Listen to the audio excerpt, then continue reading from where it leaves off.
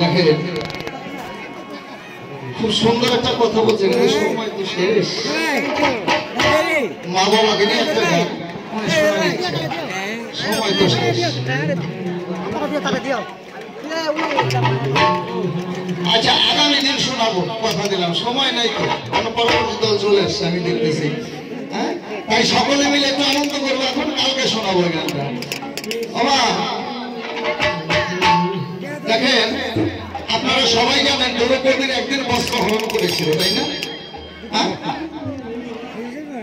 দ্রৌপদীর বস্ত্র হরণ করেছিল। তাই দ্রৌপদী তখন বিপদে করে এক হাতে লজ্জা নিবারণ করে আরেক হাত দিয়ে গোবিন্দকে ডেকেছিল। নারদ বলেছিল, হে গোবিন্দ, দ্রৌপদী তোমাকে ডাকছে, তুমি কি যাবে না? বলে এখন আমার যাওয়ার সময় হয়। বলে কেন? যে কোনো ভক্ত যদি আমার প্রতি ফুল স্যালেন্ডার না হয়, সম্পূর্ণ আত্মসমর্পণ না করে, আমি তাকে কৃপা করি না।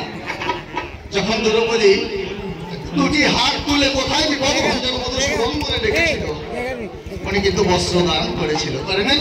হ্যাঁ, তাই আমার জন্য নাও মা, যারা দাঁড়িয়ে আছে আমার দাদা ভাইয়েরা, যারা বসে আছে, মা আপনারা সকলে মিলে আমার গোবিন্দের নামে একটু আত্মসমর্পণ করবো।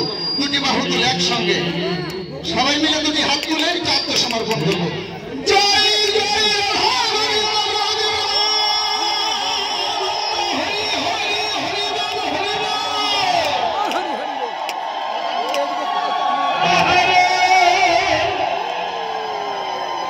ঠিক আছে, সুন্দর।